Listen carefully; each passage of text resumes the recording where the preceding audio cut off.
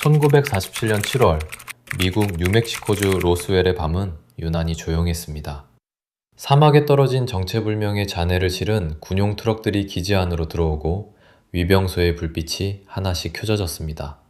그리고 그날 밤, 23살의 육군 항공대 간호사 한 명이 급하게 호출을 받습니다.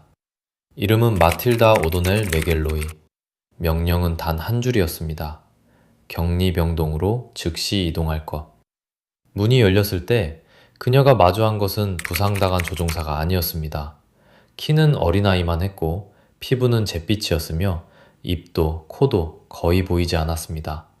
그리고 그 존재는 입을 단 한 번도 열지 않은 채 그녀의 머릿속에 직접 말을 걸어왔습니다. 나는 에어롤이라고 한다. 여기서 잠깐 기록으로 남아있는 사실부터 짚고 가겠습니다.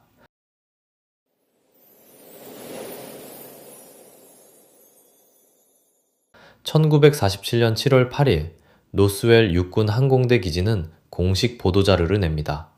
인근 목장에서 원반 형태의 비행물체를 회수했다는 내용이었습니다.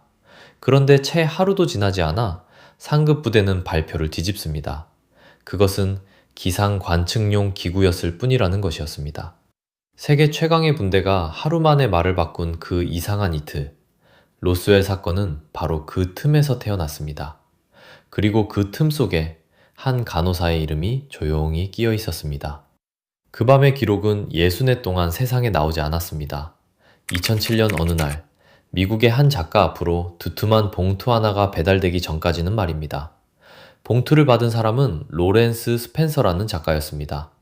안에는 낡은 타자기로 친 130쪽 분량의 문서와 짧은 편지 한 장이 들어 있었습니다. 편지의 내용은 간단했습니다. 나는 이제 살 날이 얼마 남지 않았다.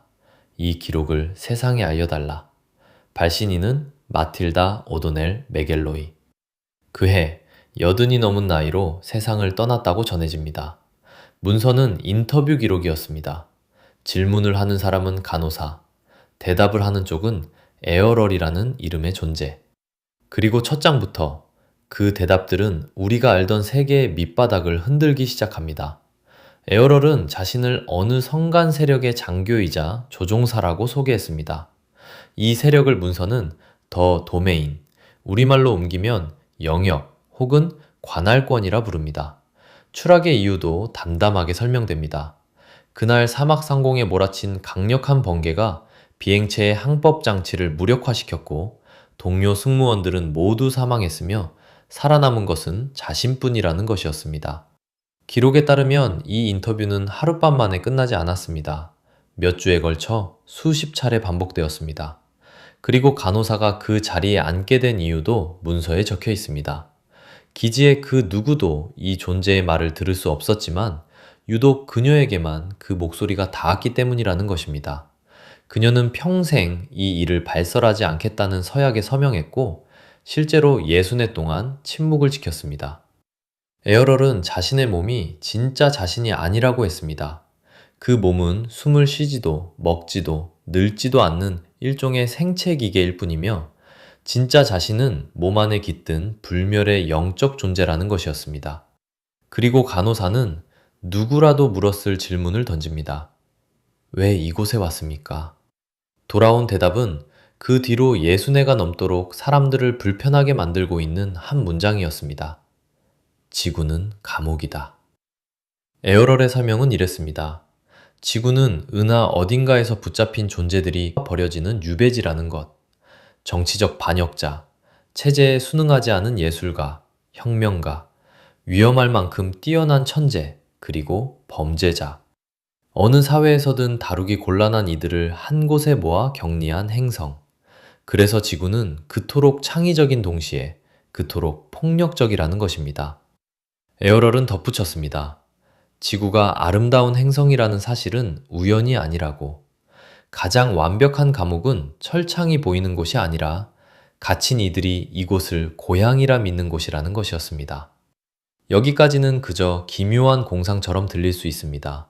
문제는 그 다음입니다.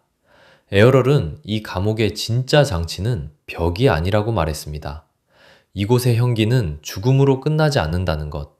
한 사람이 숨을 거두는 순간 그 영혼은 지구를 벗어나지 못하고 붙잡힙니다.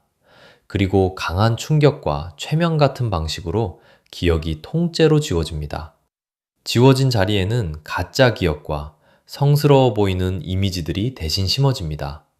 그렇게 아무것도 기억하지 못하는 상태로 다시 지구의 새로운 몸 안에 밀어넣어집니다. 태어나고, 잊고, 죽고, 다시 잊는다. 에어럴은 이 순환이 수만 년 동안 한 번도 멈춘 적이 없다고 말했습니다. 이 시스템을 운영해온 세력을 문서는 옛 제국이라고 부릅니다. 기록에 따르면 그 장치의 거점은 화성 부근과 아프리카 중부의 르웬조리 산맥 지하에 있었다고 합니다. 그리고 가장 서늘한 대목은 여기입니다. 우리가 진리라고 믿어온 어떤 장면들, 어떤 형상들, 어떤 확신들조차 우리가 스스로 얻은 것이 아닐 수 있다는 것. 인류가 자신의 기원을 그토록 알고 싶어 하면서도 끝내 기억해내지 못하는 이유가 애초에 기억할 수 없도록 설계되었기 때문이라는 주장입니다. 그렇다면 에어럴이 속한 세력은 왜 이곳을 기웃거리고 있었을까요? 문서의 설명은 이렇습니다. 그들 역시 오래전 이 함정에 걸려 사라진 자기 편 병사들을 찾고 있었다는 것. 구조하러 온 자들조차 아직 문을 열지 못했다는 이야기입니다. 이 기록을 읽은 사람들이 공통적으로 말하는 감각이 하나 있습니다. 무섭다기보다 어딘가 익숙하다는 감각. 한 번도 가본 적 없는 장소가 낯익게 느껴지는 순간. 처음 만난 사람이 오래전부터 알던 사람처럼 느껴지는 순간. 문서는 그것을 지워지다만 흔적이라고 설명합니다. 자, 이제 냉정해질 시간입니다. 이 이야기는 사실로 확인된 적이 단 한 번도 없습니다. 첫째, 미군 기록 어디에도 마틸다 오도넬 메겔로이라는 간호사의 존재는 확인되지 않습니다. 둘째, 문서를 공개한 로렌스 스펜서는 원래 공상과학 소설을 쓰던 작가였고, 원본 문서는 지금까지 제3자에게 검증된 적이 없습니다. 셋째, 문서에 등장하는 개념들, 불멸의 영혼, 기억 삭제, 감옥 행성이라는 설정은 이미 미국의 한 신은 종교 교리와 놀라울 만큼 닮아 있습니다. 넷째, 로스웰의 잔해에 대해 미국 공군은 1994년 그것이 모굴 계획이라는 기밀기구 실험의 잔해였다고 공식 발표했습니다. 다섯째, 문서 속 인물 가운데 실존이 확인되는 사람은 사실상 없습니다. 사진도, 근무 기록도, 동료의 증언도 남아있지 않습니다. 증거의 저울은 명백하게 한쪽으로 기울어 있습니다. 이 문서는 실화가 아니라 잘 만들어진 이야기일 가능성이 매우 높습니다. 그런데 여기서 이상한 일이 벌어집니다. 거짓으로 판명된 수많은 외계인 목격담은 몇 년을 못 버티고 사라졌습니다. 그런데 이 130쪽짜리 문서는 10수년이 지난 지금도 여러 나라 말로 번역되며 계속 읽히고 있습니다. 왜일까요?